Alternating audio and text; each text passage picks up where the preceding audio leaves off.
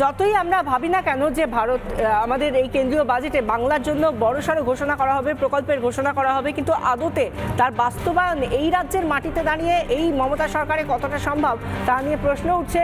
কারণ মেট্রোর সম্প্রসারণ আমরা দেখতে পাচ্ছি দীর্ঘদিন ধরে জমি জটে আটকে রয়েছে, হাইকোর্টের দরজা গিয়ে কড়া নাড়তে হচ্ছে এবং সেই জায়গা থেকে কেন্দ্রের প্রকল্পে জমি জটে আটকে রয়েছে মেট্রোর কাজ। একদিকে নোয়াপাড়া বারাসাত রুটের মেট্রোর কাজ, আর অন্যদিকে মাত্র কয়েকশো মিটারের কাজ আটকে রয়েছে চিংড়িঘাটা, যার জন্য বিমানবন্দর পর্যন্ত মেট্রো সম্প্রসারণ সম্ভব হচ্ছেই না।